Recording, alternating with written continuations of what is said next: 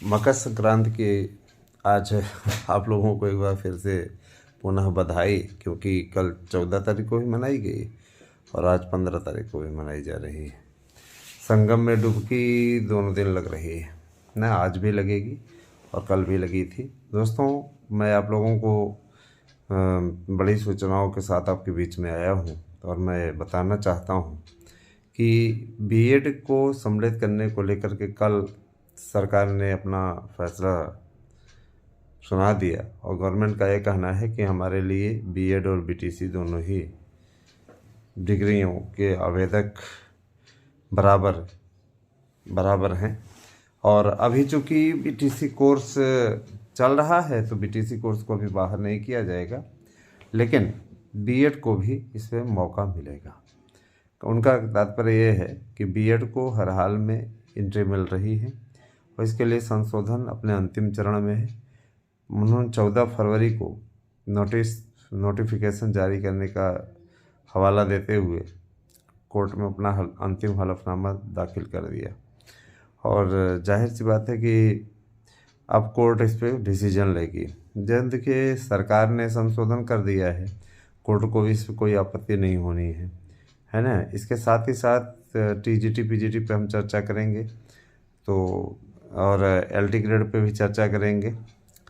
Primary में होने वाली भर्तियों की चर्चा करेंगे तो, और प्राइमरी में और इसमें आप एलटी टीजीटी पीजीटी 2016, 2021, 2018 में अगर आप याची बन जाते हैं तो आपके लिए क्या लाभ हो सकते हैं, उन सब बिंदुओं पर हम चर्चा करेंगे।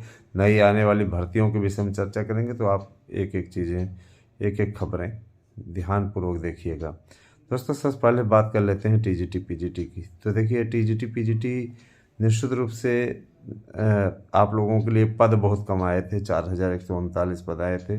वही स्थिति थी कि ओस के चाटे प्यास नहीं बुझती, वही स्थिति थी। लेकिन चूँकि प्रतियोगियों के ज़बरदस्त दबाव और है ना आते हुए अध्याचनों को जोड़ने के पश्चात अब ये संख्या 25,000 तक पहुंच गई है। तो ये काफ़ी अच्छी स्थिति है आप लोगों के लिए और आने वाले समय में आप लोगों को इसका नोटिफिकेशन भी मिलेगा। आज अंतिम तिथि है आवेदन की, तो अध्यक्ष और सदस्य के पदों पर निश्चित रूप से आज अंतिम तिथि क्लियर होने के पश्चात अब भर्तियों का खाका खींचा जाएगा, कोई दिक्कत नहीं आने वाली है।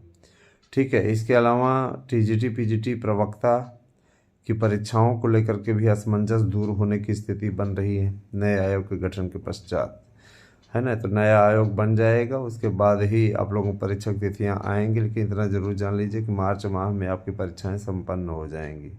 ठीक है। 1 अप्रैल के पहले बोला जा रहा है कि ज्वाइनिंग देने की तैयारी चल रही है। तो अब आप स्वयं समझ लीजिए कि नया सत्र 1 अप्रैल से स्टार्ट होता है और जाहिर सी बात है कि 1 अप्रैल के पहले सारी चीज़ें क्लियर हो जाएंगी, माने भर्ती क्लियर हो जाएगी। क्योंकि भर्ती, अब देखिए, पदों की संख्या बढ़ने के पश्चात और लोगों की धड़कनें भी बढ़ गई हैं। जाहिर सी बात है कि देखिए दोस्तों, पेपर एक दिन में 2 शिफ्ट में 2 चरणों में होगा और सेंटरों को बनाने का कार्य इसमें चल रहा है, सेंटर बनाने निर्धारण का कार्य चल रहा है।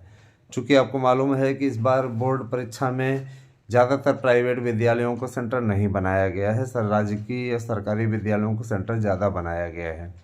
ऐसी स्थितियों में वो स्कूल खाली रहेंगे तो परीक्षाएं आप लोगों की बोर्ड परीक्षाओं के दौरान भी हो सकती हैं, उसमें कोई दिक्कत नहीं आने वाली है। ठीक है। और चूँकि शासन भी इस बात को अच्छी तरीके से जानता है कि अगर हम परीक्षा जिस तरीके से, भाई देखिए, नया आयोग है तो आयोग के पास भी सारी डिटेल रहेगी कि उसको कहाँ परीक्षा कराना है, कब कराना है, कैलेंडर वगैरह वो अपना दिया करेगा। तो इससे क्या होगा कि कैलेंडर आने से बेनिफिट आप लोगों को मिलेगा।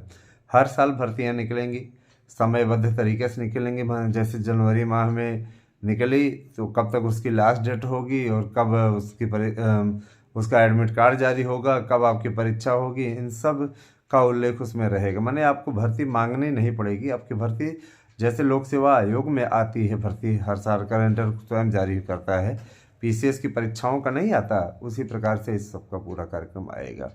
तो अगर देखा जाए तो काफ़ी अच्छी स्थिति है और इसी बात की प्रतीक्षा ही थी। देर आए दुरुस्त आए, भैया कम से कम बना तो आयोग, कम से कम अच्छा आयोग बन रहा है।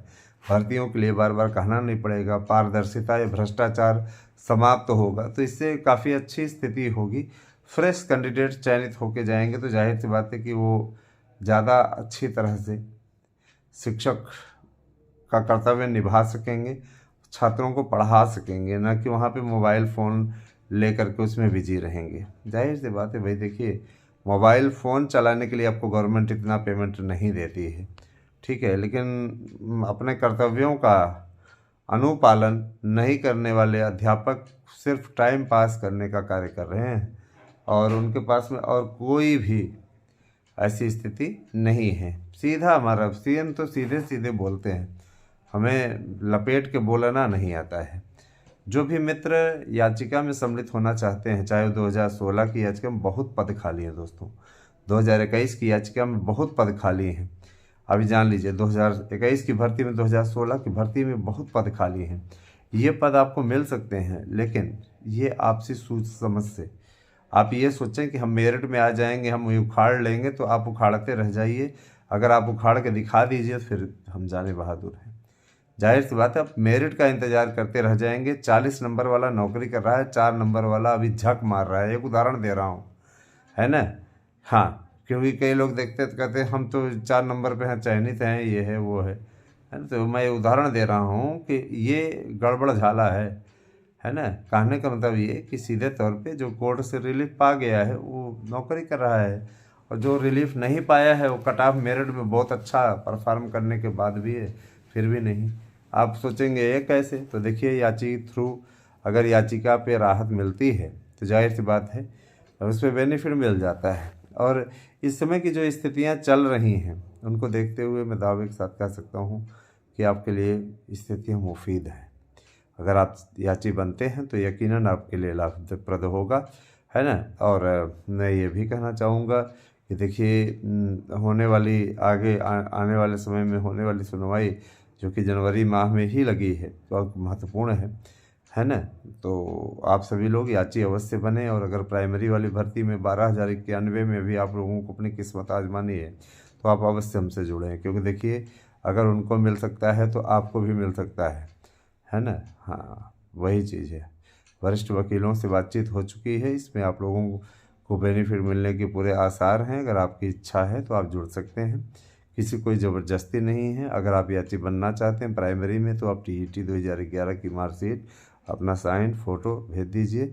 और जो लोग TGT PGT में याची बनना चाहते हैं उनके लिए दस्तावेजों को नाम बता रहा हूँ। हाई स्कूल से B.Ed तक के अंक पत्र आपको भेजना है, इसके अलावा फ़ोटो और साइन भेजना है। ये चीज़ें भेजने के पश्चात आप फीस सबमिट कीजिए। फीस सबमिट करने के पश्चात आपको याची बना दिया जाएगा।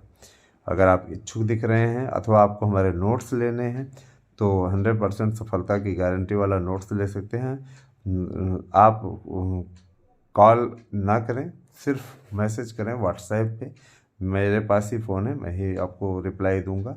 9219166752 ये नंबर है मेरा, 9219166752। तो आप इस पर चाहें तो लाभ ले सकते हैं। हमारा जो अपना कर्तव्य है वो जागरूक करना मेरा काम है, मानना न मानना आपको है, करना न करना आपको है।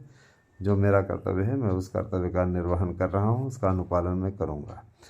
और एक बात और बोलना चाहूँगा कि जब व्यक्ति को सफलता का स्वाद मिल जाता है ना, तो यकीन मानिए तो वो दूसरों के लिए भी सोचने लगता है ना। तो हमको सफलता का स्वाद मिल चुका है, जिसके चलते हम आज आपके बीच में सही न्यूज़ पहुंचा पाने में सक्षम है, ठीक है। तो एक बात और मैं बोलना चाहूँगा कि TGT PGT प्रवक्ता और LT ग्रेड के लिए भी बता रहे हैं कि जल्दी ही विज्ञापन जारी होगा और इसके लिए पहल शुरू हो चुकी है। तो ये काफ़ी अच्छी सूचनाएं हैं, अपने आप में महत्वपूर्ण सूचनाएं हैं।